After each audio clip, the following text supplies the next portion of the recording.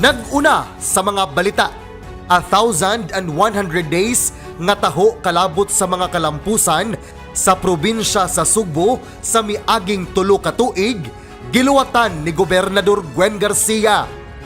93-1 nga issue masulbad na human sa 3 ka dekada.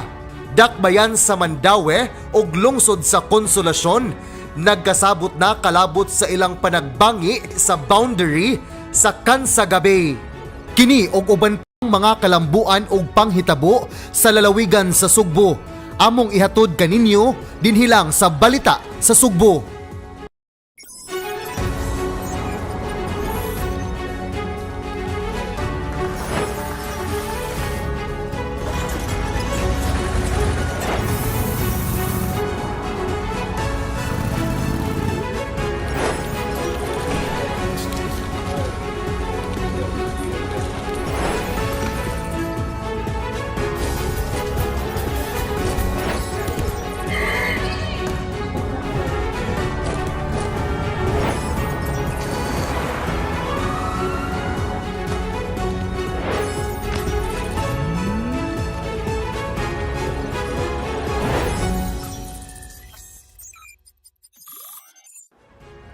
Maayong adlaw, ania na usab ang laing hugna sa among paghatod kaninyo sa mga dagkong panghitabo ug kalambuan sa probinsya sa Sugbo.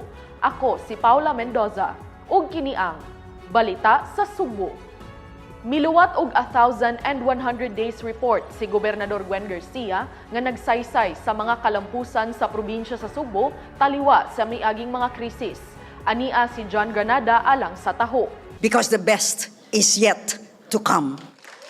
Mao kini ang mensahe ni Gobernador Gwen Garcia ngadto sa mga Sugboanon human siya miluwat sa iyang taho kalabot sa mga nahimo sa Kapitolyo ug sa Kagamhanan sa Lalawigan sa Sugbo sa milabay nga 3 ka tuig sa iyang makasaysayanong nga ika-4 nga termino ug sa unang 100 days sa iyang ika-5 termino. Hinungdan nga gitawag kini 1,100 days tungod kay ang mga programa ug kalampusan sa administrasyon ni Garcia sa unang usa ka gatos ka adlaw sukad sa paglingkod sa mga napiling opisyales kaniadtong Hulyo 1, sumpay kini sa mga kalampusan ug mga accomplishments sa mga programa nga nasugdan sa milabay nga termino. Gihulagway sa gobernador nga sama usa ka urom ang naagian sa Sugbo sa milabay nga termino tungod sa pandemya ug napun-an pa kini sa pagkuso-kuso sa Super Typhoon Odette. These two were the worst nightmares that any chief executive could ever imagine. But hey, we survived. And we not only survived, we prevailed. Because we prevailed, the Cebuanos will show the rest of the country and the rest of the world that we will thrive. We will thrive because we are Cebuanos. In spite of all that has been thrown at us, we are Cebuanos. Si Vice Gobernador Hilario Davide III, bisan pa man sa managkalahi nilang partido sa politika, dako ang pagdaig ug pasalamat ngadto ni Gobernador Garcia tungod sa iyang malasakit, sakripisyo ug paglaban sa mga Sugboanon ug sa Sugbo. Gov, you risked life and limb going around the province at the height of COVID-19 as you looked for ways to pluck your people out of their miseries. You were also persistent in your efforts after Odette's devastation so the Cebuanos could fast-track rebuilding their homes. For that, Gov, we are grateful to you for leading the way and for sharing your strength as we soldier on in every battle. Sa maong report sa gobernador, iyang gisaysay ang mga nahimo sa iyang administrasyon sa pagtubag sa mga krisis nga giatubang sa Sugbo. Ang mga programa nga gipasiugdahan niini sama sa Sugbosug, Sugbo Negosyo, Sugbo Kahanas, Enhanced Countryside Development, Caravan of Provincial Government Services ug uban pa. Iya usab gisaysay ang mga pulisiya nga gipatuman sa iyang administrasyon kalabot sa African swine fever, pagtubag sa pandemya, quarantine protocols ug karong uwahi ang paggamit sa face mask nga optional na lang. Ang maong mga pulisiya gipaluyuhan gayud sa bisi-gobernador ug sa hunta probinsyal, mga mayores ug lakip na gani ang tri-cities. Much has been done, true, but much more needs to be done. Buckle up. We're moving on. We're moving forward. We're soaring to great heights because the best is yet to come. Matud ni Kongresista Pablo Jan Garcia, bisan pa man og dili muluwat og taho ang gobernador sa mga nahimo sa iyang administrasyon, nakahibaw na ang katawhan sa iyang gipangbuhat sa matag adlaw alang sa Sugbo ug sa mga Sugboanon, kay makita kini dinhi sa Sugbo News sa pamantalaan ug madungog sa radyo. Gihatagan usab sa kongresista ang gimbug-aton ang usa sa mga tinguha sa iyang igsuon nga mao ang pamuhunan sa katawhan aron sa umaabot dagway aduna kini makab-ot umaani nga magamit alang sa ilang kaayuhan. Every day we see with our own eyes, we can feel, we can touch, we can experience everything that she does every day to advance the agenda of Cebu and the Cebuanos. We read it in the newspapers, we hear it on the radio, see it on television, and hear about it, read about it on social media, of what the governor does for the Cebuanos. Gipasabot ni Gobernador Garcia nga ang milabay nga usa ka gatos ka adlaw konektado gayud sa milabay nga 3 ka tuig o kapin usa ka libo ka adlaw. Samtang ang milabay nga termino konektado usab sa iyang unang 3 ka termino isip gobernador, kay nahibalik siya karon tungod sa mga unfinished business nga iyang nabiyaan kaniadtong una niyang 3 ka termino. All of these, all that has been and all that is, have made me realize that whatever path I may had chosen in the past, I would always be led back to the province of Cebu. Because, you see, as far as Gwen Garcia is concerned, her life, her joy, her total being is also inextricably linked to Cebu and the Cebuanos. John Granada, Balita sa Sugbo. Gusto na ni Gobernador Gwen Garcia nga mahuman na ang isyu kalabot sa 93-1 nga mga luna nga wala pagihapon masulbad sulod sa hapit 3 na kadekada. Hinungdan nga direkta na siya nga makig-negotiate sa mga residente nga nagpuyo aning mga luna nga wala pa makatiwas og bayad sa maong mga yuta aron tabangan sila pagpangita og sayon nga paagi sa pagbayad. Si Eleanor Valeros sa report. Gituldukan na sa Kapitolyo ang issue kalabot sa mga yuta nga nahisakop sa Provincial Ordinance 93-1. Pinaagi sa pakigsabot direkta na sa mga okupante aron makasugod na sila pagbayad sa mga luna nga ilang giokupar. Human wala mulampos sa mga dialogue ug negosasyon tali sa Kapitolyo ug sa Cebu City Government kalabot sa posible nga land swap deal, nakahukom si Gobernador Gwen Garcia nga makigsabot na lang direkta sa mga okupante sa maong mga luna nga gipanag-iya sa probinsya sa Sugbo, kay mamahimo man silang mo-avail sa government financing institutions sama sa pag-ibig fund nga masayon ang pagbayad. Aron mahibaw-an kung pila gyud ang bayranan sa mga nag-okupar sa maong mga luna, ipahigayon una ang appraisal sa mga apektadong lote. Gusto sa gobernador nga mahuman na ang maong isyu tungod kay naabta na kini og 3 ka dekada, apan hangtod karon wala pa kini marisolbar. Gusto ko maundang ni, di ko mamawi. Sa mga mubayad. Fair is fair. Kapoy na kaayo. Kapoy na. Ining atong edad, di na ta mangitag problema. Mangita na tag solusyon. Oh, kana bang mupahiyom ang tanan ba?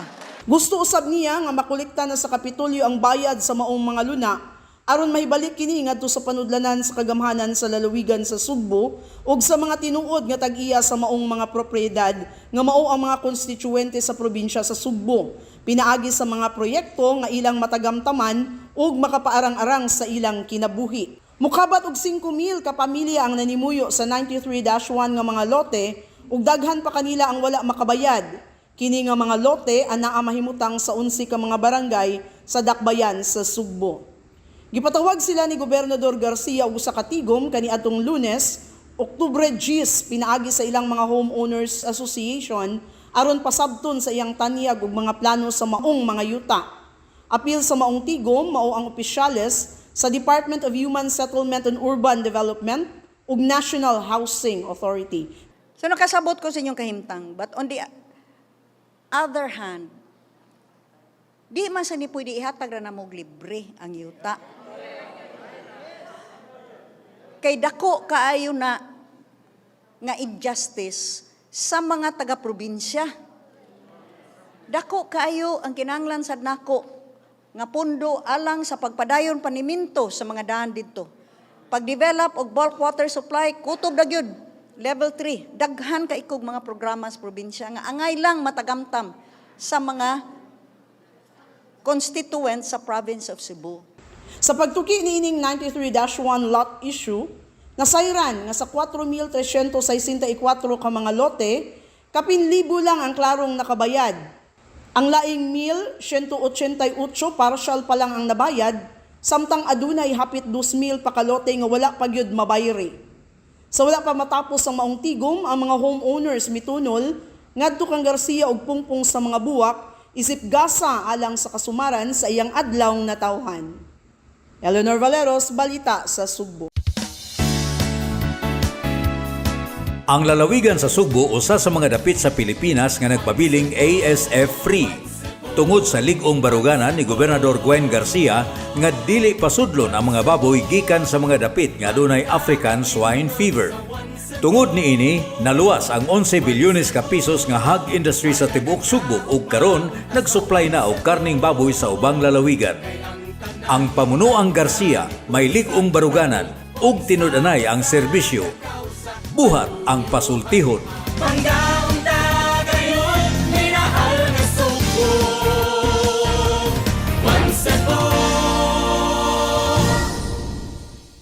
Gimando ni Gobernador Gwen Garcia ang temporaryo nga ban sa baboy ug bisan unsa nga produkto gikan sa baboy nga nagikan sa Iloilo, Negros ug Panay area. Human nakadawat og taho nga adunay gisuspetsahan nga kaso sa ASF didto sa probinsya sa Iloilo. Ania ang taho ni Carlo Eliseo. Miluwat ug lain na usab nga executive order si Gobernador Gwen Garcia nga nagmando sa pork ban gikan sa Lalawigan sa Iloilo. Kinihuman siya nakadawat og taho nga adunay gisuspetsahan nga kaso sa African swine fever kon ASF sa maong probinsya. Gipirmahan ni Gobernador Garcia ang Executive Order No. 42 nga nagmando og temporaryo nga pagban sa mga karning baboy o bisan unsang produkto nga nagikan sa baboy nga gikan sa probinsya sa Iloilo ug Panay Island. Sugod karong adlaw Biyernes, Ooctober 14, sulod sa 60 ka adlaw hangtod Disyembre 12 karong tuiga. Kini aron masiguro nga dili makasulod ang ASF ngani sa probinsya sa Sugbo kay makadaot kini sa 11 bilyones nga industriya sa pagpamuhi og baboy dinhi sa Sugbo. Matod sa gobernador sa iyang executive order, dili na makahuwat pa ang Sugbo sa kumpirmasyon sa gisuspitsahan nga ASF case sa Iloilo kay dako kining risgo sa swine industry dinhi sa Sugbo.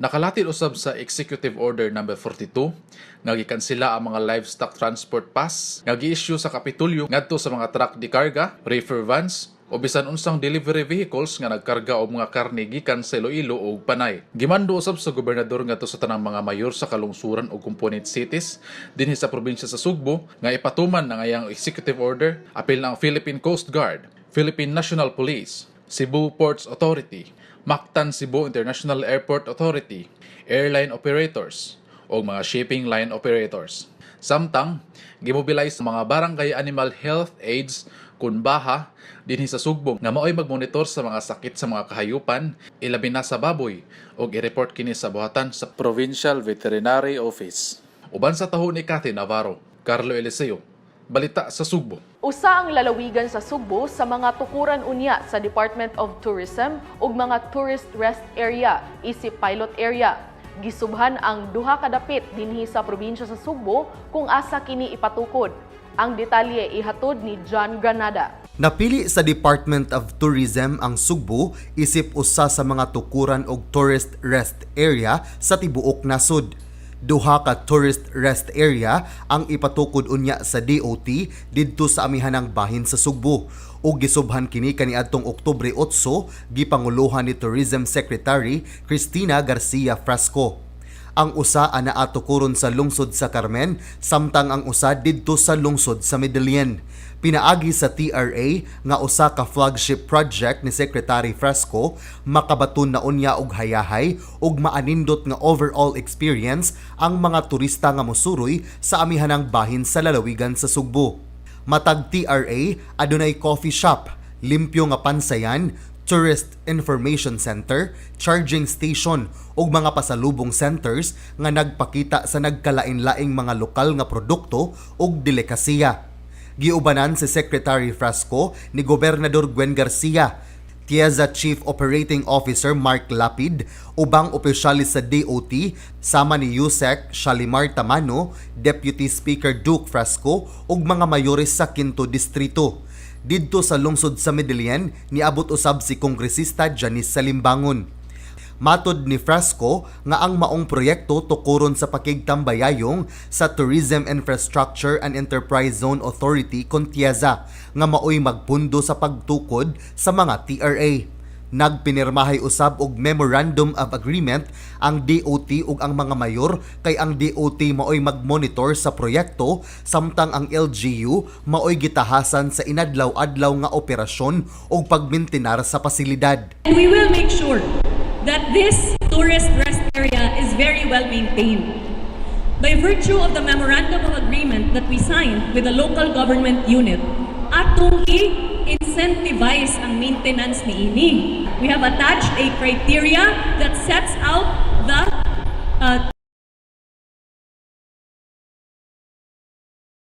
makabaton sila og at least 90% nga grado sa pag-maintain sa TRA, muhatag na og premyo either in a financial grant or an additional project for the LGU.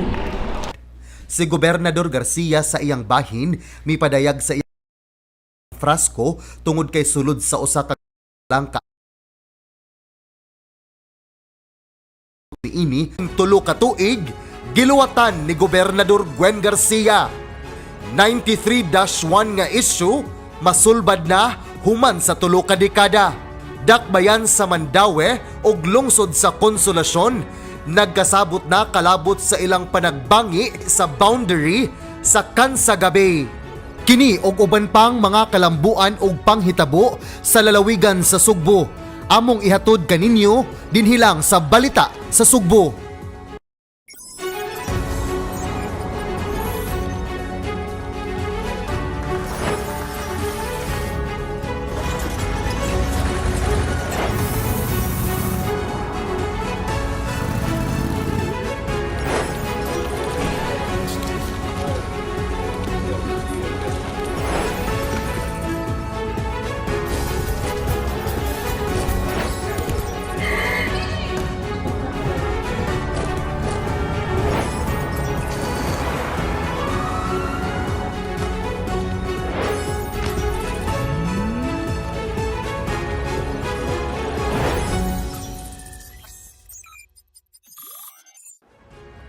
Maayong adlaw, ania na usab ang laing hugna sa among paghatod kaninyo sa mga dagkong panghitabo ug kalambuan sa probinsya sa Sugbo.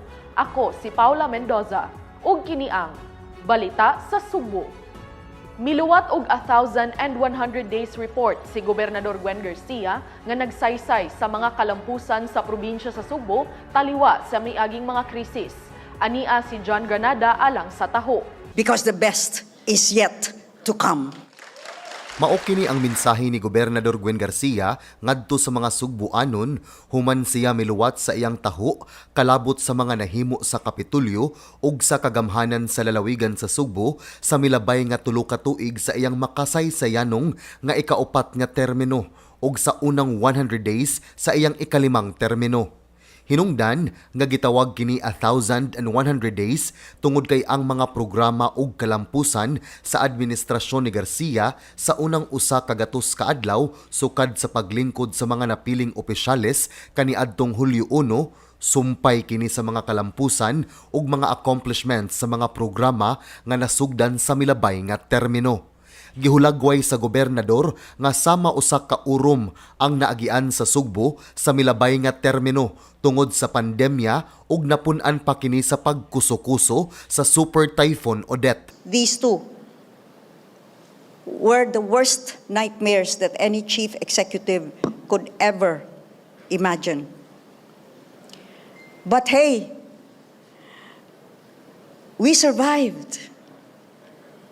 And we not only survived, we prevailed.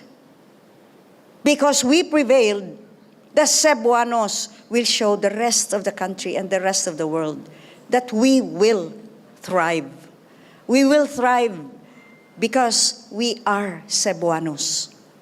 In spite of all that has been thrown at us, we are Cebuanos. Si Vice Gobernador Hilario Davide III, bisan pa man sa managkalahi nilang partido sa politika, dako ang pagdaig ug pasalamat ngadto ni Gobernador Garcia tungod sa iyang malasakit, sakripisyo ug paglaban sa mga Sugboanon ug sa Sugbo. Gov, you risked life and limb going around the province at the height of COVID-19 as you looked for ways to pluck your people out of their miseries. You were also persistent in your efforts after Odette's devastation so the Cebuanos could fast-track rebuilding their homes. For that, Gov, we are grateful to you for leading the way and for sharing your strength as we soldier on in every battle. Sa maong report sa gobernador, iyang gisaysay ang mga nahimo sa iyang administrasyon sa pagtubag sa mga krisis nga giatubang sa Sugbo. Ang mga programa nga gipasiugdahan niini sama sa Sugbusug, Sugbo Negosyo, Sugbo Kahanas, Enhanced Countryside Development, Caravan of Provincial Government Services ug uban pa. Iya usab gisaysay ang mga pulisiya nga gipatuman sa iyang administrasyon kalabot sa African swine fever, pagtubag sa pandemya, quarantine protocols ug karong uwahi ang paggamit sa face mask nga optional na lang. Ang maong mga pulisiya gipaluyuhan gayud sa Vice Gobernador ug sa Hunta Probinsyal, mga mayores ug lakip na gani ang Tri-Cities. Much has been done, true, but much more needs to be done. Buckle up. We're moving on. We're moving forward. We're soaring to great heights because the best is yet to come. Matod ni Kongresista Pablo Jan Garcia, bisan pa man og dili muluwat og taho ang gobernador sa mga nahimo sa iyang administrasyon, nakahibaw na ang katawhan sa iyang gipangbuhat sa matag adlaw alang sa Sugbo ug sa mga Sugboanon, kay makita kini dinhi sa Sugbo News sa pamantalaan ug madungog sa radyo. Gihatagan usab sa kongresista ang gimbug-aton ang usa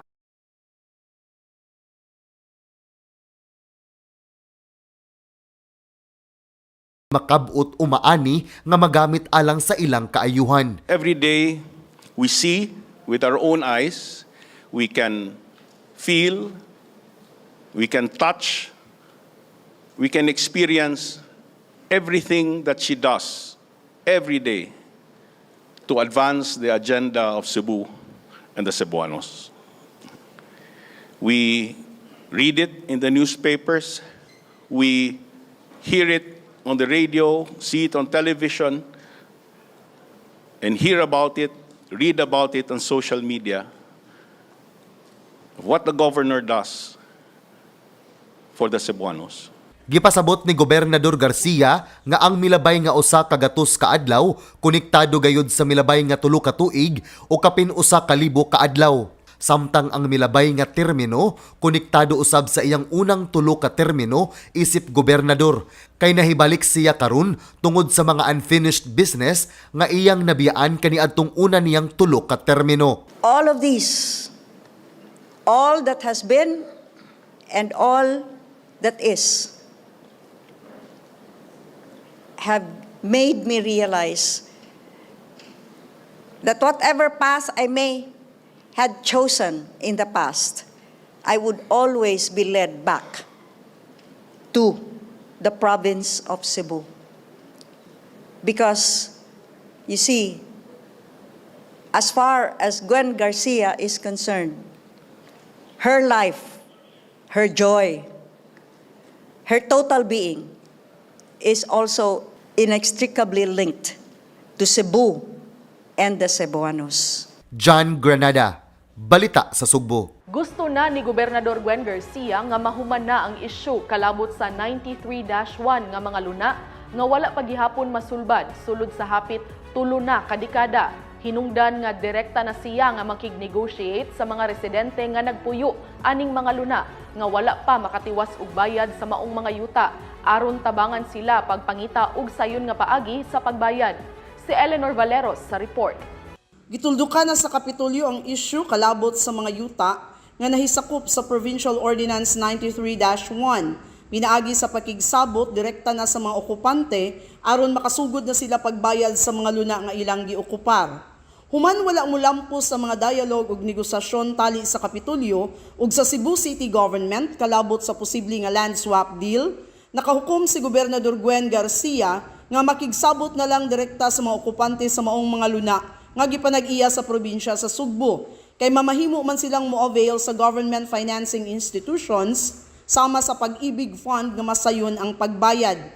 Aron mahibaw-an kung pila gyud ang bayranan sa mga nag-okupar sa maong mga luna, ipahigayon una ang appraisal sa mga apektadong lote. Gusto sa gobernador nga mahuman na ang maong isyu tungod kay naabta na kini og 3 ka dekada. Apan hangtod karon wala pa kini marisolbar. Gusto ko maundang ni, di ko mamawi. Sa mga mubayad. Fair is fair. Kapoy na kaayo. Kapoy na. Ining atong edad, di na ta mangitag problema. Mangita na tag solusyon. Oh, kana bang mupahiyom ang tanan ba? Gusto usab niya nga makolekta na sa Kapitolyo ang bayad sa maong mga luna aron mahibalik kini ngadto sa panudlanan sa Kagamhanan sa Lalawigan sa Sugbo ug sa mga tinuod nga tag-iya sa maong mga propriedad nga mao ang mga konstituwente sa probinsya sa Sugbo. Pinaagi sa mga proyekto nga ilang matagamtaman ug makapaarang-arang sa ilang kinabuhi. Mukabat og 5,000 ka pamilya ang nanimuyo sa 93-1 nga mga lote ug daghan pa kanila ang wala makabayad. Kini nga mga lote anaa mahimutang sa 11 ka mga barangay sa dakbayan sa Sugbo.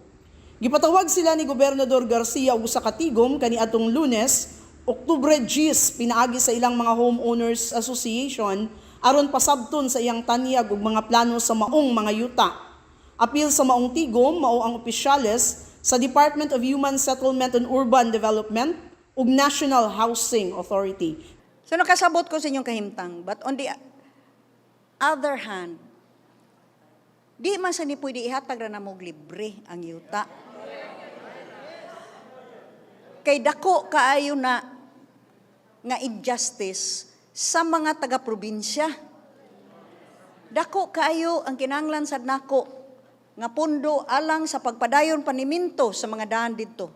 Pag-develop og bulk water supply kutob na gyud. Level 3, daghan ka ikog mga programa sa probinsya nga angay lang matagamtam sa mga constituents sa province of Cebu. Sa pagtuki niining 93-1 lot issue, nasayran nga sa 4,364 ka mga lote, kapin libo lang ang klarong nakabayad. Ang laing 1,188 partial pa lang ang nabayad, samtang adunay hapit 2,000 pa ka lote nga wala pa gyud mabayri. Sa wala pa matapos ang maong tigom, ang mga homeowners mitunol, ngadto kang Garcia og pungpong sa mga buwak, isip gasa alang sa kasumaran sa iyang adlawng natawhan. Eleanor Valeros, Balita sa Sugbo. Ang lalawigan sa Sugbo usa sa mga dapit sa Pilipinas nga nagpabiling ASF-free.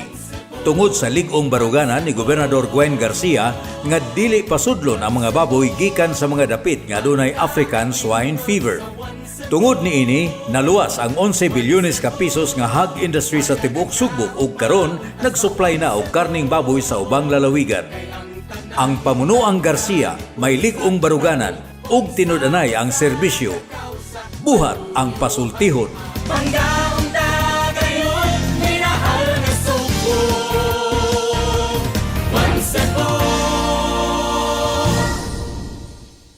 Gimando ni Gobernador Gwen Garcia ang temporaryo nga ban sa baboy ug bisan unsa nga produkto gikan sa baboy nga nagikan sa Iloilo, Negros ug Panay area. Human nakadawat og taho nga adunay gisuspetsahan nga kaso sa ASF didto sa probinsya sa Iloilo.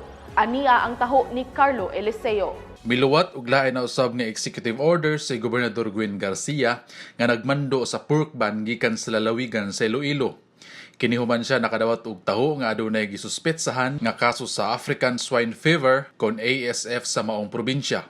Gipirmahan ni Gobernador Garcia ang Executive Order No. 42 nga nagmando og temporaryo nga pagban sa mga karning baboy o bisan unsang produkto nga nagikan sa baboy nga gikan sa probinsya sa Iloilo ug Panay Island. Sugod karong adlawng Biyernes, Ooctober 14, sulod sa 60 ka adlaw hangtod Disyembre 12 karong tuiga. Kini aron masiguro nga dili makasulod ang ASF ngani sa probinsya sa Sugbo kay makadaot kini sa 11 bilyones nga industriya sa pagpamuhi og baboy dinhi sa Sugbo.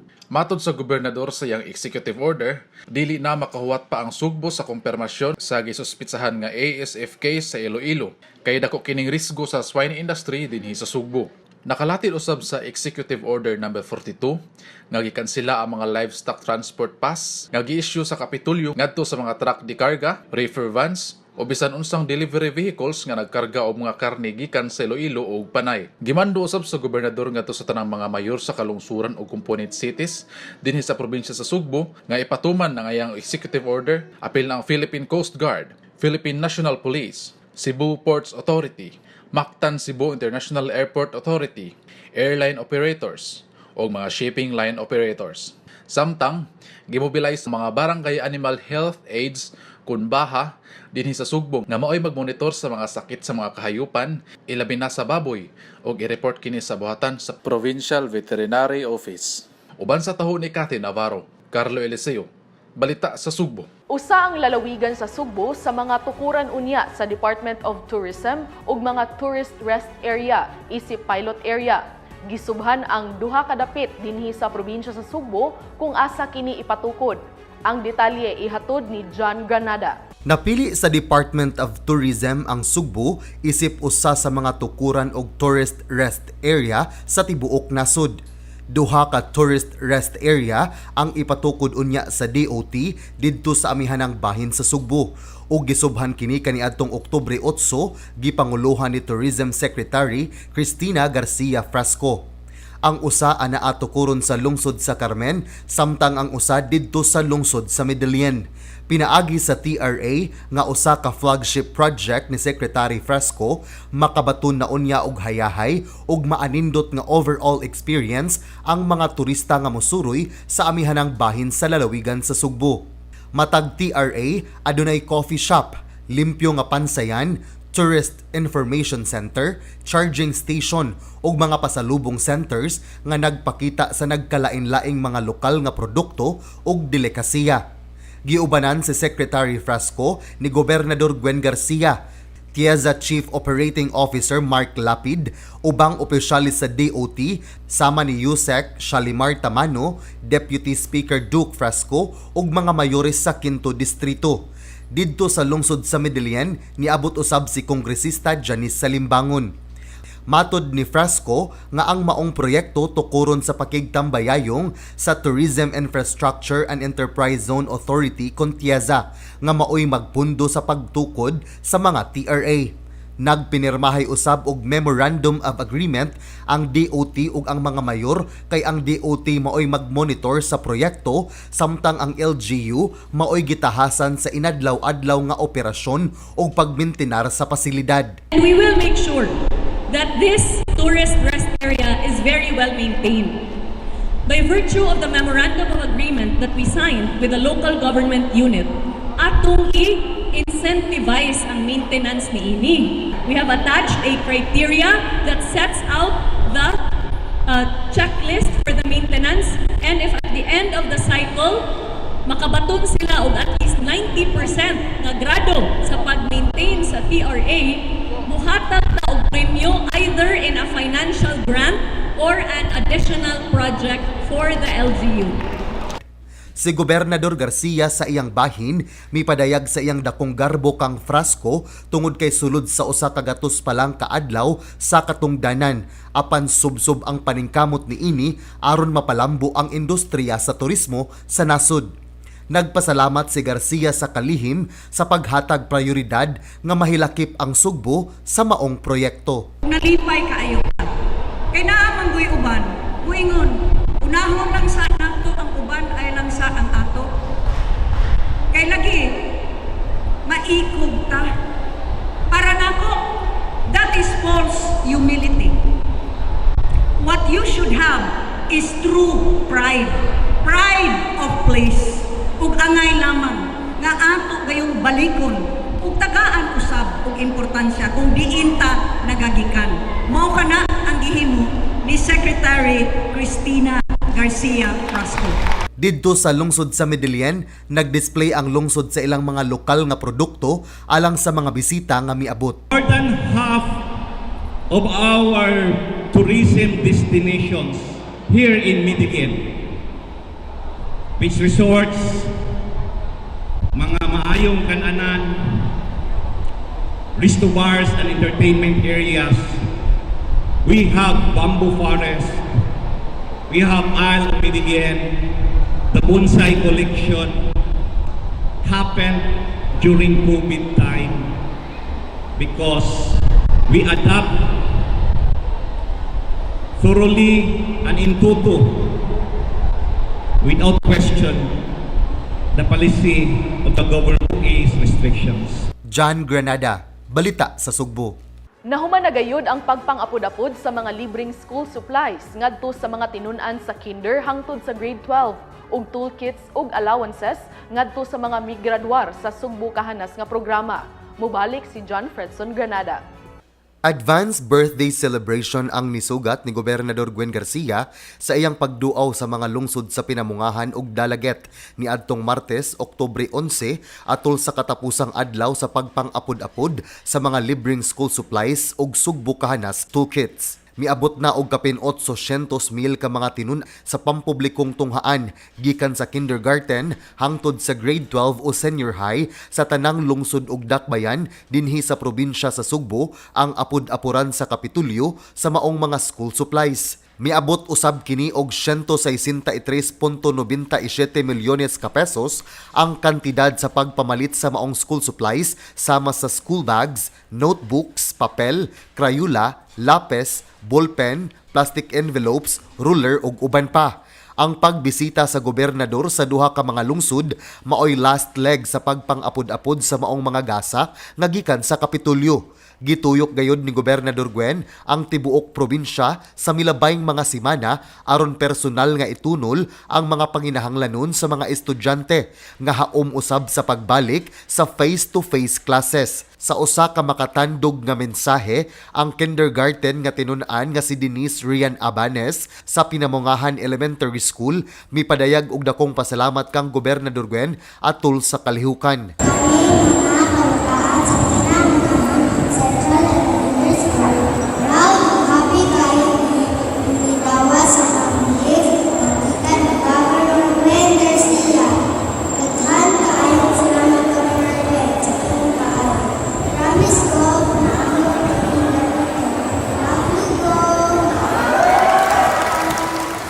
Nahimuot pag-ayo ang gobernador sa maong mensahe nga dali dayon niyang gibawsan kini og hugot nga gakos ngadto sa batang tinun-an. Sa iyang pagpamulong, gidasig ni Garcia ang mga estudyante sa pagpaninguha sa ilang pagtungha ug mipaambit sa dalaygon nga kaagi sa iyang amahan, si Anhing Pabling Garcia, kinsa mihatag gayud og dakong importansya sa edukasyon. Kung ni-give up pa akong amahan atong tungura, ganwa sa duiron. Wa sa tingali ko'y lantawon nga kaugmaon. Apan naningkamot ang akong amahan. Kay edukasyon, maoy liabi gayod. Liabi. sa mas masilakon nga kaugmaon o akong gipaningkamutan nga pinaagi ni ini school supplies magpuno pa unya ta mga t-shirts o tingali chinilas o nangita ko mas maayo pa nga mga masulob sa atong mga bata lakip na ang atong school feeding program unya labi na sa mga cutie-pie kaayo ng mga bata kay aron ganahan din mong eskwela nga ako rang gihangyo pwede ba tubago ninyo gikan sa kinder ngadto sa K-12 ako lang yung hangyo maningkamot gyud mo sa pag-eskwela pwede ba na masaad ninyo pwede honest o isa ka inyong tuong kamot pwede barog mo tanan barog tanan estudyante barog anak promise mo ha o sige.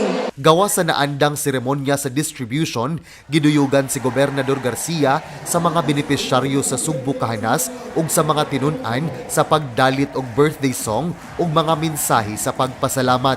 Sa hinapos nga bahin sa programa, gikantahan si Gov. Gwen sa mga estudyante ug sa mga dalagitnon og happy birthday isip advance greetings ngadto sa gobernador nga nisaulog sa iyang adlaw natawhan kagahapon. Uban sa taho ni Carlo Lorenciana, John Granada, balita sa Sugbo. Daghang mga nakagraduar sa Sugbo kahanas nga programa sa Kapitolyo ang gustong magsugod og gagmayng negosyo. Ilabi na kay gihatagan sila og toolkits og allowance nga mamahimo nilang magamit. Ania si Eleanor Valeros alang sa detalye. Beaming with pride si Carl Vincent Yaon nga taga Barangay Antipolo, Midilien nga nadawat na niya ang iyang national certification sa Hilot Wellness and Massage pinaagi sa Sugbo kahanas program sa Kapitolyo. Matod ni Vincent nga usa siya sa mutubag unya sa hagit ni Gobernador Gwen Garcia nga human sa pagbansay-bansay go to the next level gyud kay iyang paningkamutan nga makasugod og patigayon pinaagi sa Sugbo Negosyo nga programa. Ang Sugbo Negosyo laing mahinungdanong programa nga naumol ni Gov. Gwen tinabangan sa pribadong sektor nga mao ang sa Mandawi Chamber of Commerce and Industry. Kani akong paghilot massage kay pwede na ko siya ma-start sa paghilot-hilot sa mga baybay. Kay kani siya kay makatabang massage siya sa kanang panggastos panimalay. Sugbo Negosyo mo apply ko ana. Kay ganahan jud kumukuan kay akong mama kay mo kuwag ka ng matimpura inana. Ya, para magdagdagan sa among income ba kay kami kay naglisod sa bigan ng among income yun. Himuon nga prioridad sa ikatulong hugna sa Sugbo Negosyo ang pagdawat sa mga aplikante nga mga graduado sa Sugbo Kahanas program. Sugod og inyong negosyo, gamitan ni para makasugod mo, makabarog mo. Ug ako nang giingnan ang ato mga board members, nakita ninyong lain-lain nga mga programa sa Sugbo Negosyo, ang sunod unya nato nga batch, tagaan mo og priority. Kaning mga graduates sa Sugbo Kahanas. Nasagulan og pasiaw ang graduasyon sa 189 ka Sugbo Kahanas Scholar sa mainland sa ikaupat nga distrito. Tungod kay aduna man sila mga graduado sa heavy equipment operation, hydraulic excavation. Matod pa ni TESDA Assistant Director Floro Rinca, sa heavy equipment kanang hydraulic excavator backhoe, mudawat og 4,200 kada usa. Pero wala ni toolkits kay maglisod si Gobernador Gwen og hatag og tagsa ka backhoe ninyo. So mora ni nagpalain nga wala ni siya toolkits. Nagkanayon si Ulysses Itkuban nga taga Bituon Daan Bantayan bisan og wala siya backhoe apan sobra pa sa backhoe ang iyang nadawat nga mihuras pinaagi sa national certification nga mapagarbuhon kay iyang gidawat. Magamit nila ako sa para amo gi-applyan dito sa ako lang dito ang country ma'am. Na-apply niyo Canada. So tuwa dito magamit niyo dito ma'am. Na ako ginigay ko anan gipaningkamutan bisan wala may mga kit nga madawat basta importante na may knowledge ani. Kay sa didto labaw pa ang ihatag sa amo anak. Nga grasya. Padayon nga gituyok ni Gobernador Gwen Garcia ang tanang distrito dinhi sa Lalawigan sa Sugbo aron ihatod ang mga sama niini nga mga kaayuhan sa mga Sugboanon. Tumong niining tanan nga musaka ang kalidad sa kinabuhi sa mga Sugboanon, ilabi na kay giila na kini nga labing dato nga probinsya sa tibuok Pilipinas.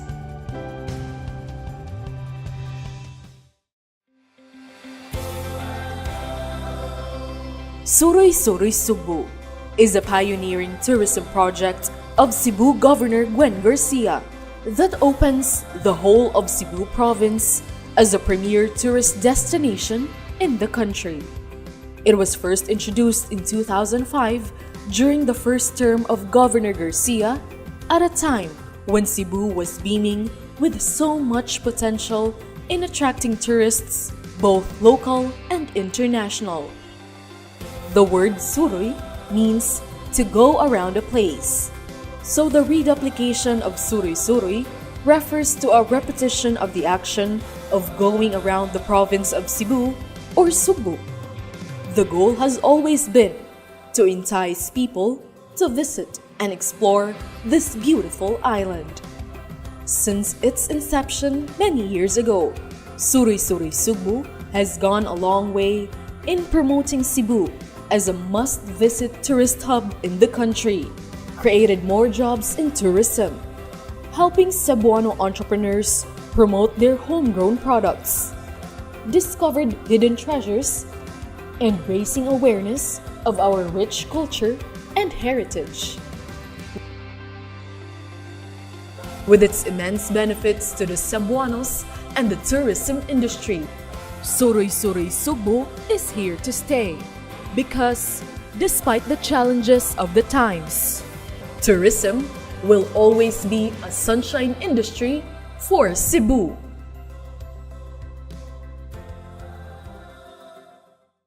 Nasolusyonan usab ni Gobernador Gwen Garcia ang panagsungi sa dakbayan sa Mandaue ug lungsod sa Konsolasyon sa territorial jurisdiction niini sa Kansagabe. Niadtong Ooctober 12, nagpinirmahay og joint resolution ang duha ka LGUs diin sundo nila ang delineation nga gilatid sa NAMRIA. Usa na usab ka panagsungi tali sa duha ka progresibong mga local government units sa lalawigan sa Sugbo ang nahilot ni Gobernador Gwen Garcia ug nahimong usa sa mga highlights sa pagsaulog sa iyang adlaw na tawhan.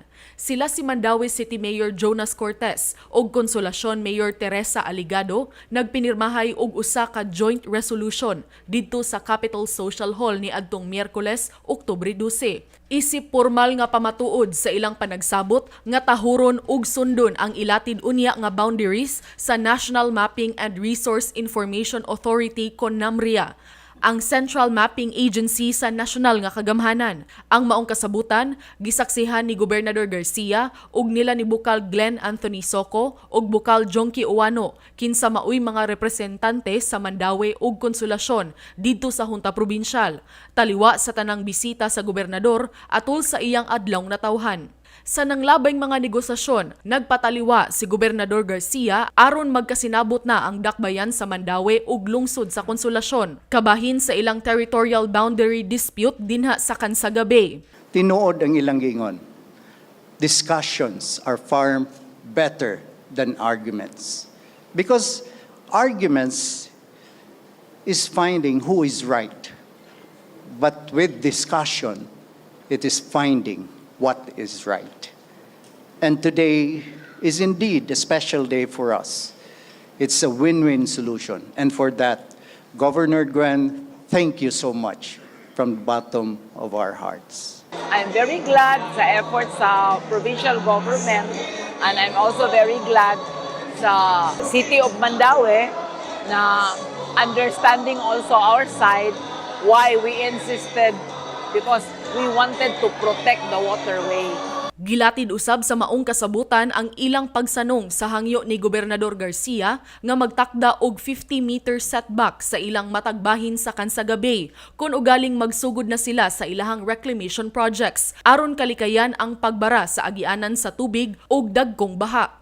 Ang duha ka LGUs adunay gikatakdang reclamation projects duol sa Kansagabe. Ang dakbayan sa Mandaue gikatakdang mohimo og 101 hektaryas nga reclamation project duol sa Kansagabe subay sa Mactan Channel alang sa ilang Global City Mandaue. Sa ilang tinguha nga mamahimong labing unang waterfront city dinhi sa Sugbo.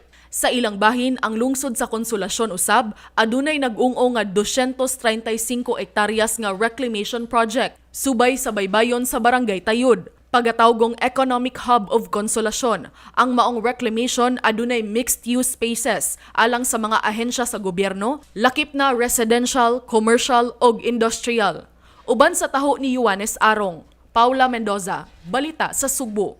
Among ipakita kaninyo pagbalik ang taho sa Kagamhanan sa Lalawigan sa Sugbo, ubos sa pamunuan ni Gobernador Gwen Garcia sa miaging 3 ka tuig og first 100 days karon nga termino.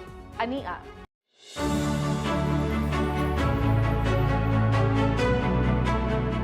More than 1,000 days ago, Governor Gwen Garcia returned as governor again for an unprecedented and historic fourth term.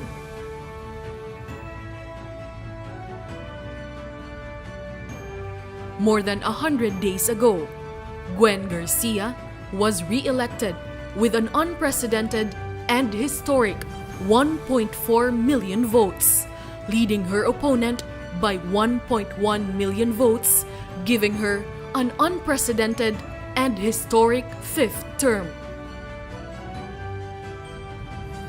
These are the 1,100 days.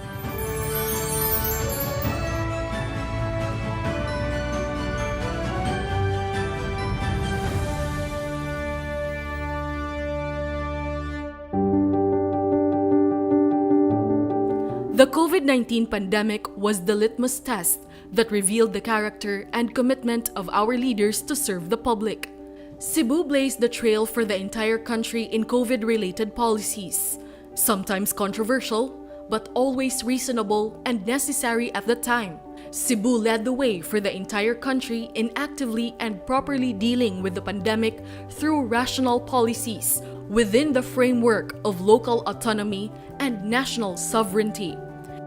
At the start of the pandemic, the provincial government implemented stringent measures to minimize the viral transmissions of COVID-19, such as the implementation of lockdowns and strict border controls pursuant to IATF resolutions. And yet, while the threat of the virus was constant and real, the Cebuanos suffered more from the economic setback more than the pandemic itself. Realizing this, Governor Gwen Garcia declared, "Enough is enough." As early as April 2020, while the rest of the country and the world were busy counting COVID-19 cases, Cebu Province started addressing the pandemic head-on by implementing projects and programs to mitigate its damning effects. It was during Governor Garcia's daily live streaming when she decided to launch the Sugbo program to provide opportunities for families to produce food from their own backyards during lockdowns when businesses were closed and movement was restricted. Capital distributed free vegetable seedlings to individuals and households to start their own vegetable garden. The Sugbo program has become a thriving and prosperous food sustainability program adopted not only by the local government units but by public schools and police stations as well. Undeniably, the tourism industry accounts for a large share of livelihood for the Cebuano people. Income losses due to the cessation of tourism activities hit Cebuanos hard. That was why, in August of 2020, Governor Garcia decided, and we were the first in the country to reopen tourism in the province of Cebu. She issued Executive Orders Number 20 and 20-A, defining safety protocols and guidelines for all tourism establishment and tourism activities. Cebu Province implemented a two-pronged approach, using both scientific and traditional health methods to boost the people's immune system as effective means to combat COVID. She also created the Provincial Tourism Task Force to ensure the compliance of each establishment and tourism activity with the proper health protocols. As a result, resorts and hotels resumed business operations. Farmers were again able to supply the demand for food, and boatmen, tour guides, and transport operators had work once more. The Cebuano reclaimed the jobs and livelihoods that COVID-19 restrictions had taken away. When Cebu reopened to the rest of the country, Governor Garcia was the first local chief executive to junk the unreasonable and expensive requirement of RT-PCR tests to give way to a hassle-free travel for tourists and returning residents. In September 2020, the Cebu provincial government launched the Sugbo Negosyo, a micro-enterprise assistance program envisioned to uplift the lives of Cebuanos by providing them an opportunity to start small businesses or re-establish their business operations that ceased due to the pandemic. The Cebu provincial government allocated 100 million pesos for this program, which was divided amongst the vice governor and all board members to be distributed to beneficiaries through digital coupons instead of cash to ensure the proper use of the financial assistance. For its first year, 8,250 recipients made the cut, thanks to the Department of Trade and Industry and the Mandaue Chamber of Commerce and Industry, who assisted in the selection of beneficiaries and provided them technical inputs. The province of Cebu partnered with supermarkets, hardwares, appliance stores, and with other merchants to serve the beneficiaries with materials and supplies specific to their entrepreneurial pursuits. The program served its purpose. It jump-started economic activity in the province and boosted the production of goods, including, among others, food products, handicrafts, and furniture. Cebuanos showed their innovativeness, talent, and hard work in coming up with unique products which were showcased at the Sugbo Negosyo Expo. The top 10 Sugbo Negosyo champions were recognized and awarded for their excellence. These champions were selected based on the feedback of the buyers on the quality of their products, virtual merchandising, customer service, and business plan. The success of the program prompted Governor Garcia to continue with Sugbo Negosyo Season 2. Another 100 million pesos has been allocated, ready to be released to the 10,000 new beneficiaries. Entrepreneurial Training. The pandemic underscored the fact that our farm and fishing industries could not sustain our 3.2 million and still growing population. So, Capital came up with the Enhanced Countryside Development or ECD. Under the ECD program, the provincial government helped facilitate loans with government banks for the farmers' much-needed capital. A memorandum of agreement was signed with financing institutions such as the Land Bank of the Philippines, Development Bank of the Philippines, and Philippine Veterans Bank. Since its launching, a total of 536 farmers and fishermen have availed, with a total loaned amount of 54.4 million pesos.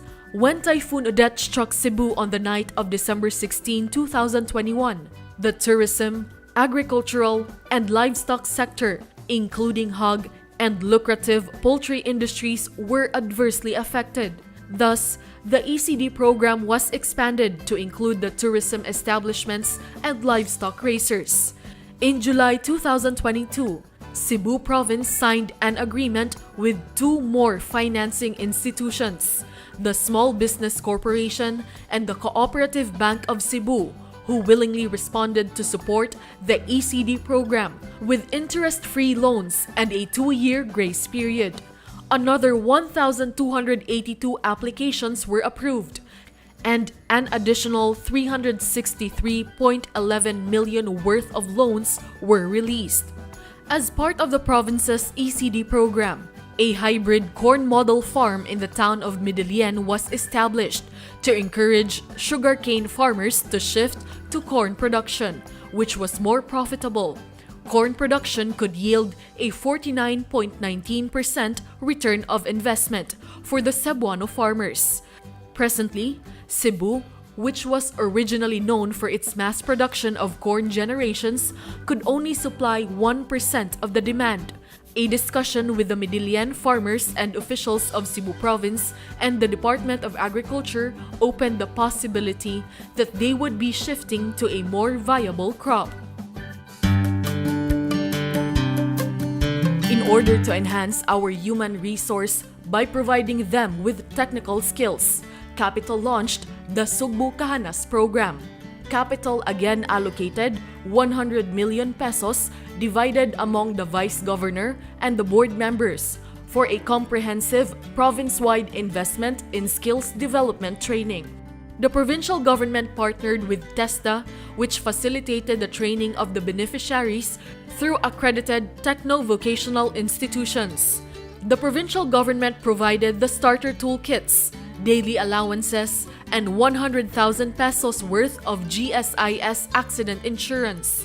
The program implemented at least 22 qualification trainings such as welding, cookery, bread and pastry production, massage, and dressmaking. Once graduated, the beneficiaries would receive their coveted NC2 certificates from TESDA, which is internationally recognized. Sugbo Kahanas has given Cebuanos the chance for a better life, learning skills that could help them land better jobs or start their own micro-enterprises. Since its launch in November 2021, the program reached a 100% implementation rate with a total of 4,329 trainees. As of September 30, 2022, 91% of them have already graduated, with the remaining students just waiting for graduation this month.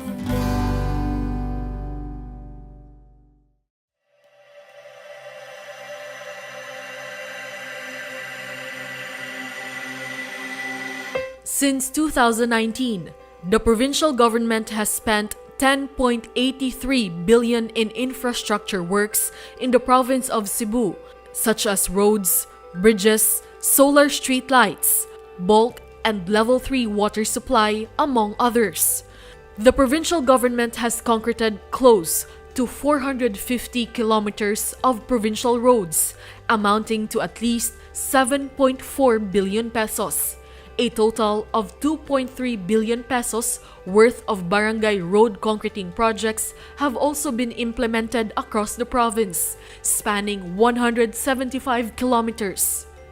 Capital also spent 141 million pesos to build and repair bridges and box culverts in the last 3 years, and has also invested at least 664 million pesos to construct various buildings, including school buildings, barangay, and multi-purpose halls and covered courts.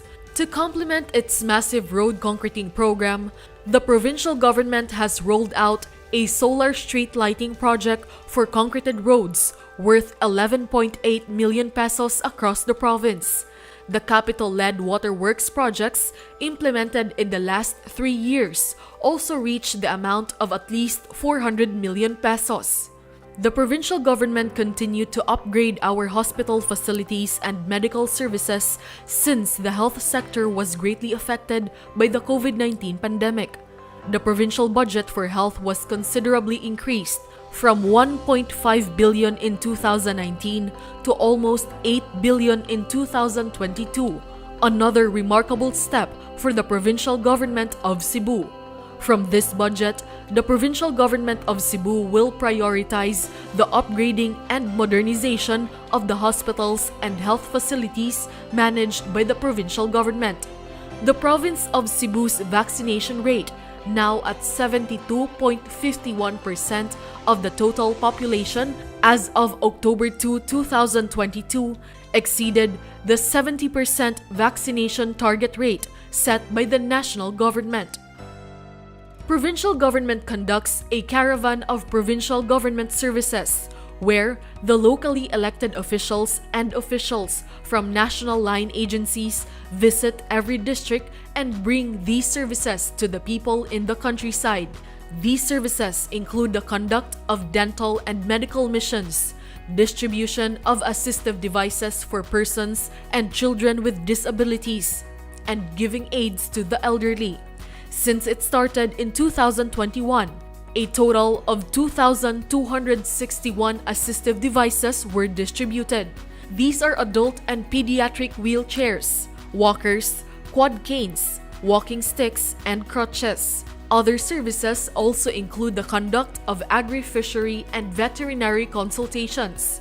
In the previous rounds, insurance payments were distributed to farmers who lost their crops due to calamities.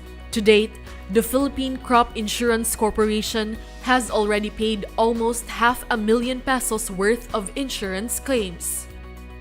The provincial government has paid for the insurance premium of the farmers' crops, their farmlands, and even our boatmen.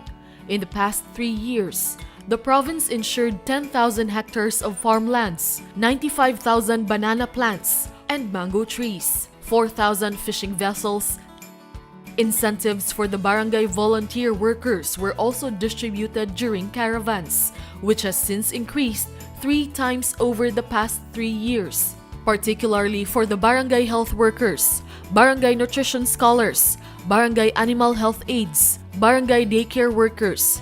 Their annual cash incentives increased from 2,400 to 5,000 this year. The barangay tanods also received an increase from 1,600 pesos to 3,000 pesos.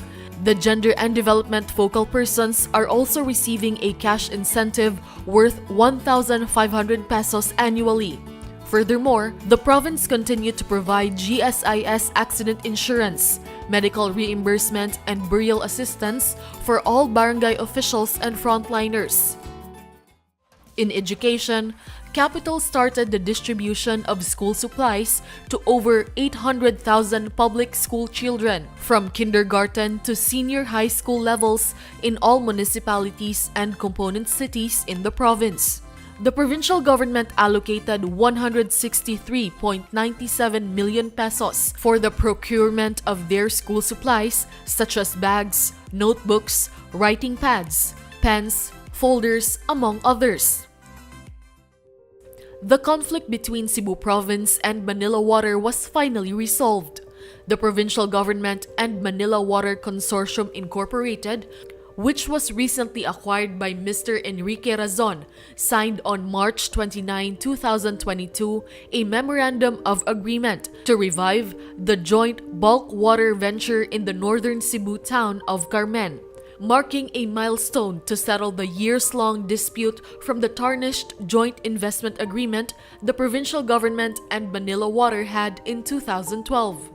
Under the new agreement, Cebu Province and MWCI will revert to the original contract, with the province acquiring 49% of share and will be paid cash dividends worth 149.1 million pesos over the next 3 years beginning in 2023.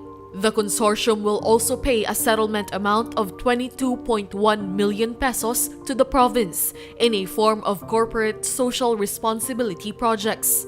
Governor Garcia plans to spend this fund to rehabilitate government infrastructure, including buildings that were damaged by Super Typhoon Odette in December last year. In return, the provincial government will recall its notice of breach issued in August 2019 and withdraw its notice of existence of a dispute dated December 2019. The province continues to recover its provincial properties. Just 10 days ago, 16 land titles out of 47 parcels of land were turned over to the province by the Department of National Defense and the Armed Forces of the Philippines. Capital finally recovered portions of the 80 hectares of the province-owned lots occupied by the military in Barangay Apas that ended the decades-long conflict with the AFP Central Command. Meanwhile, negotiations with the military on the return of the remaining 31 more lots continue. To put an end to the issue on the 93-1, which has been extended for almost 3 decades, Capitol decided to deal directly with the occupants through their homeowners association to assist them in settling their payments for the acquisition of their occupied lots through favorable terms with Pag-ibig or the Socialized Housing Finance Corporation. The province of Cebu will finally be compensated for these lots, and the fruits of these could well translate into more infrastructure programs and other basic services for the constituents from the province of Cebu.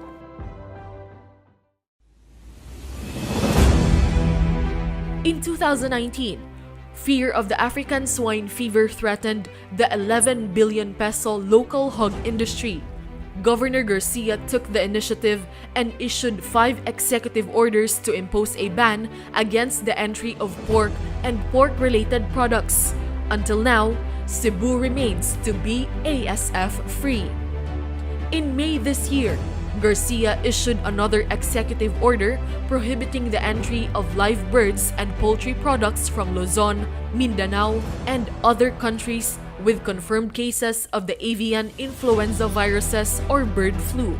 Because of this, Cebu province continues to remain free of avian influenza virus and its 12 billion poultry industry safe.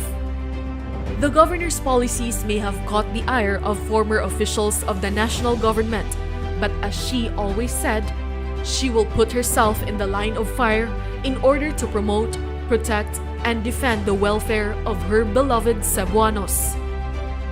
In 2020, Cebu was the first to shorten the quarantine period in hotels of returning overseas Filipinos and OFWs from the prescribed 10 days to only 2 days with a free swab test upon arrival. Governor Garcia also spoke out to defend the constitutional right of the people who opted not to get vaccinated against the virus. Cebu province did not adopt the no vaccine, no ride policy in public transport as it was an additional burden to the commuting public. Capitol also repealed policies issued by the Department of Education in Cebu province and in some state universities in Cebu that made vaccination a mandatory requirement for students, teaching, and non-teaching personnel. The Cebu Provincial Board, who, despite the differing political affiliations, have always supported the governor's programs and policies.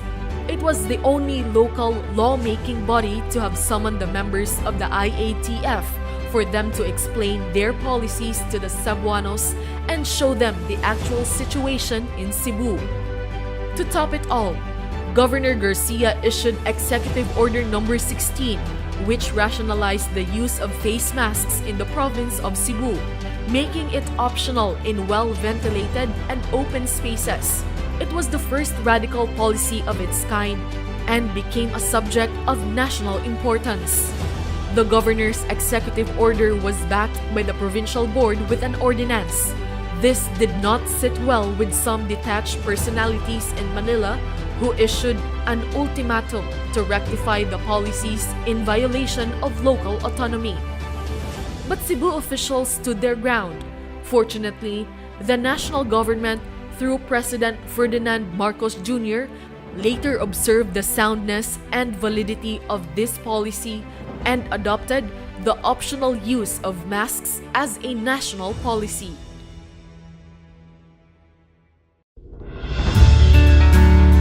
If there was a silver lining to all of this, it was the impeccable show of unity and solidarity by the elected and appointed government officials of Cebu, from the provincial level down to the municipalities and component cities, including the independent charter cities of Cebu, Mandaue, and Lapu-Lapu.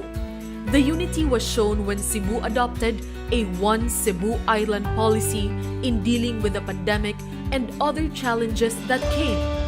This power of unity resonated in the last elections when Cebu, as an island, massively rallied behind the candidacy of President Ferdinand Marcos Jr.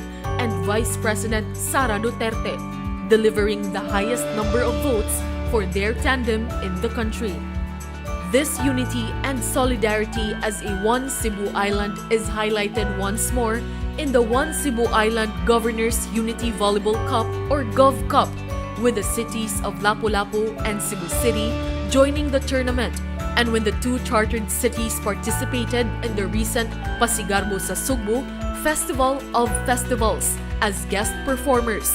Last August 28, the Pasigarbo sa Sugbo was held after a 2-year hiatus, in time for the month-long celebration of Cebu Province's 453rd founding anniversary. For the first time since its staging in 2007, it was participated by a record of 50 contingents from towns and component cities. An amazing success. The mayors, creative artists, and the dancers from all over the province meet the challenge of staging the best and biggest Pasigarbo yet. The festival earned praises from the First Lady herself, Attorney Liza Araneta Marcos, who attended the awarding ceremony, saying that the Pasigarbo is a living testimony to the ingenuity of Filipinos in the arts and culture. For the first time, the audience, both in live and online streaming, were involved in choosing the winners through online voting. On August 6, 2022, we celebrated our 453rd founding anniversary with the support of our Tri-City mayors and our congressmen. We brought back the Agri Fair from the towns and cities of the province after a 2-year absence due to the pandemic. One Cebu Expo in SM City Seaside was held that featured home accessories, fashion jewelry, handicrafts, and delicacies from towns and cities, and world-class furniture.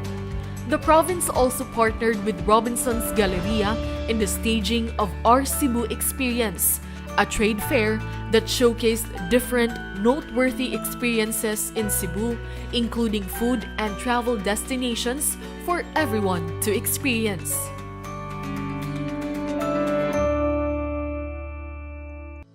Everyone is excited for the Suri-Suri Sugbo Southern Heritage Trail, which is scheduled to begin on the 17th of November. This will be the first Suri-Suri Sugbo after the pandemic. The last Suri-Suri Sugbo held in January 2020 was the Northern Escapade. It was the biggest Suri-Suri group with 600 participants in 6 busloads. Governor Garcia exercised unbending political will in dealing with environmental issues that afflicted not only the potential of the municipalities as a tourism hub, but more importantly, the well-being of the Cebuano people. In Cordova, Governor Garcia ordered the owners and operators of fixed and floating cottages who openly disregarded government procedures and the tenets of proper solid and liquid waste management to cease and desist from all business operations until its municipal waters recover from the harmful presence of high-level coliform bacteria. From Cordova, the governor asked residents in the coastal barangays of the municipality of Bantayan to respect the easement zone mandated by law by setting back their concrete structures 20 meters from the beach. Last October 7, the provincial government of Cebu successfully brokered an understanding between the city of Mandaue and the municipality of Consolacion regarding the just and lawful delineation of their boundaries. The result of such intervention was just witnessed today. The province decongested the Cebu Provincial Detention and Rehabilitation Center from over 3,000 inmates to only 900 today. The world-famous CPDRC dancing inmates also made a comeback and will start receiving viewers and tourists starting October 15. The inmates were able to open their own savings account with the Cooperative Bank of Cebu, where they could deposit their income for the jobs they did inside the jail. They were also awarded scholarship grants under the Sugbo Kahanas program and will be issued national certifications or NC2s from TESDA after graduation, which they can use to restart their lives once they are released. Before Cebu could fully recover from the pandemic, on the night of December 16, 2021, Super Typhoon Odette came uninvited, mercilessly ravaging Cebu that caught the Cebuanos unprepared. Odette was one of the fiercest storms to hit the Visayas area since Typhoon Yolanda and laid Cebu in ruins. Many could not believe their eyes when they saw the devastating effects of Odette. Governor Garcia traveled to inspect 18 LGUs in the southern part of Cebu in one day, bringing with her the department heads and the much-needed emergency assistance to the mayors. Upon seeing the extent of the damage, the governor immediately met with the various stakeholders here at the capital and mobilized both the public and private sectors to address the problem of road clearing, power outage, lack of food and water, fuel supply, internet connection and phone signal, among others. In less than a month, Cebu was cleared and is already ahead, coming up with a recovery roadmap. The provincial government focused on rebuilding homes first and the lives and livelihoods of the Cebuanos. Former Secretary of DENR, Roy Simato himself, who also headed the task force for the post-typhoon rehabilitation efforts, applauded Governor Garcia's recovery efforts, saying they were worth emulating by other LGUs. We launched the Dasig Sugbo program and gave financial assistance to families who lost their homes and livelihoods in the form of coupons or Dasig Sugbo cards to ensure that the money would only be used to buy materials to rebuild their damaged homes. A total of 1.8 billion pesos has been released for the program. The past 3 years, Cebu may have faced challenges one after the other, but with how Governor Gwen Garcia handled them, with the help of the congressman, the vice governor, the members of the provincial board, the Cebu mayors, the Tri-Cities, the officials of national line agencies who have contributed to Capital's endeavors, and the private sector. One can truly say, this has been a historic 1,100 days.